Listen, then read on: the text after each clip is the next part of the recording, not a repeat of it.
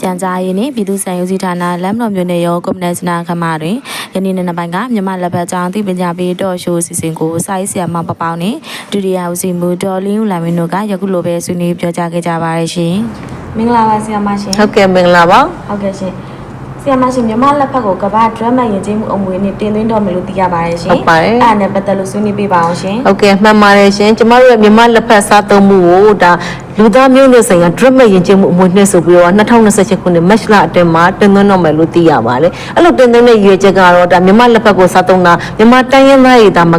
ကဘာလဲသိလာစေဖို့ဆိုတော့နော်မြန်မာလက်ဖက်အကြောင်းအစွမ်းကိုလည်းသိဖို့ဆိုရည်ရွယ်ချက်နဲ့အခုလိုမျိုးရည်ရွယ်ချက်ကောင်းတဲ့တင်သွင်းမှာဖြစ်ပါလေလို့ကျမလေးလာသိရပါတယ်နော်ဆရာမအဲ့တော့တခုရှိတာဒါလူသားမျိုးနွယ်ဆိုင်ရာဒရမယဉ်ကျေးမှုဆိုတဲ့သဘောကတော့လူသားမျိုးနွယ်အားလုံးနဲ့ဆိုင်တဲ့လူမျိုးမျိုးဘာသာမျိုးဆင်းရဲချမ်းသာမျိုးကြားမမျိုးလူမျိုးမျိုးဘာသာမျိုးပေါ့နော်အားလုံးနဲ့ပေါ့နော်တက်ကြီးရုံမျိုးနဲ့တက်ဆိုင်တဲ့ခါမှာဒါတွေအားလုံးကိုကျမတို့ကဖော်ဆောင်နေတာဖြစ်ပါတယ်မတမလည်းဂုဏ်ယူရပါတယ်လို့ကျမဆွေးနွေးကြပါတယ်နော်ဆရာမဟုတ်ကဲ့ပါရှင်ဟုတ်ကဲ့ဆက်လက်ပြီးပေါ့နော်လက်ဖက်ရွက်အကြောင်းလေးကိုဆွေးနွေးပေးပါအောင်ရှင်ဟုတ်ကဲ့ပါအဲ့တော့မြန်မာနိုင်ငံကထူးခြားတာတော့ကျမတို့မြန်မာနိုင်ငံလက်ဖက်ကိုအစိုးစားမကအချောက်လဲစားတယ်တခြားနိုင်ငံဆိုတာလက်ဖက်6 green tea ပဲတောက်တယ်ပေါ့နော်ကျမတို့ကအစိုးလဲစားတယ်နော်ဒီလက်ဖက်ရဲ့ထူးခြားချက်ကိုကြည့်ရမယ်ဆိုကျမတို့မြန်မာနိုင်ငံကဒီလက်ဖက်သမိုင်းဘယ်ကပေါ်လာလဲလေ့လာကြည့်တဲ့အခါမှာပကံခေတ်မှာဆိုအလောင်းစင်သူမင်းရှိပါတယ်အလောင်းစင်သူမင်းရာဆိုတော့တနေ့ကြတော့တဲ့လက်ဖက်မျိုးစိတ်အစိတ်လေးတွေကိုသူကအဲ့ဒီမှာရှိတဲ့ပလောင်တိုင်းရင်းသားတွေပေးလိုက်တယ်ရော့ဒါအပင်ရအောင် size ဆိုသူကမျိုးစိတ်တွေပေးတယ်အဲ့ရအပင်ထွက်လာတဲ့အခါမှာအဲ့ရကလေးကနုနုလေးတွေ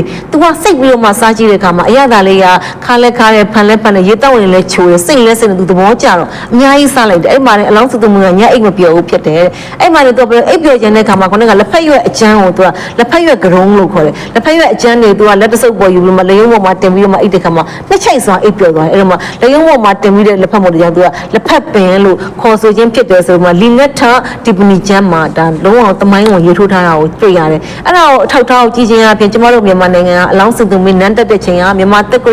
484ခုနှစ်ဖြစ်တဲ့ခါမှာမြန်မာနိုင်ငံကလက်ဖက်စားသုံးတဲ့နှစ်ကနှစ်ပေါင်းအခုဆိုရင်914ကျော်ပြီပေါ့နော်တကယ်ကိုသမိုင်းဝင်ဖြစ်ပါတယ်လို့ကျမကနော်ဆွေးနွေးချင်ပါတယ်ဆရာမဟုတ်ကဲ့ပါရှင်ဟုတ်ကဲ့လက်ဖက်ရောက်ကကျန်းမာရေးအတွက်ဘယ်လိုအထောက်အကူပြုလဲပြောဆိုတာလေးလည်းပြောပြပြပါအောင်ရှင်ဟုတ်ကဲ့ပါအဲ့တော့လက်ဖက်ရွက်ကမြန်မာစေတံရကြည့်မယ်ဆိုတော့လေတက်ကိုအားပေးတယ်လေတက်ကိုအားကောင်းစေတယ်ပေါ့နော်အဲ့ဒါနဲ့ပတ်သက်လို့ကျမဥပမာအနေနဲ့ပြောချင်တာကတော့မြန်မာနိုင်ငံမှာ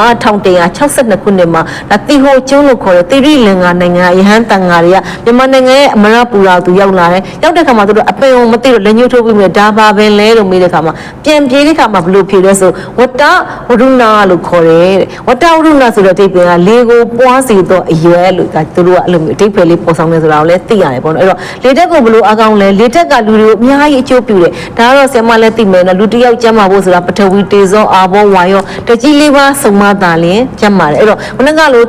ဇက်တက်တွေသုံးမျိုးပေါင်းစုံဖို့ဆိုတော့ပထဝီခုနကပြောတေဇောအာဘောဝါယောဆိုလေတက်ကအဓိကတွန်းအားပေးတယ်လေတက်ကတွန်းအားမပေးရင်ခုနကလိုသွေးတွေကလည်းခြောက်ချားမှာဖြစ်တယ်ပေါ့နော်အဲ့ကြောင့်မလို့ကျမအနေနဲ့ပြောချင်တာကတော့လက်ဖက်တဲ့စားသုံးခြင်းဟာလေတက်ကို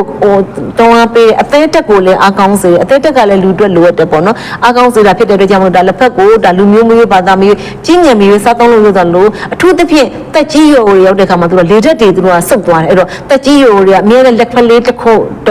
ကွန်တက်သူတို့အများနဲ့စားတာဒါလက်ဖက်ကကျမကြီးညွတ်တယ်ရှစ်ခက်လူတွေဆိုအသက်ရှည်ကြတယ်ဒါကြောင့်လည်းဖြစ်တယ်လို့တော့ကျမကတော့သုံးသက်တယ်ပေါ့နော်ဆရာမအကြောင်းမို့လက်ဖက်ကလုံးဝကိုစိတ်ဘက်ဝင်ပါတယ်လို့ကျမကတော့ဆွေးနွေးချင်ပါတယ်ဟုတ်ကဲ့ပါရှင်အခုတရင်ကိုပြန်ကြားရင်းနဲ့ပြည်သူ့စံယူစီဌာနလမ်းမတော်မြို့နယ်ရုံးကပေးပို့ထားခြင်းဖြစ်ပါတယ်ရှင်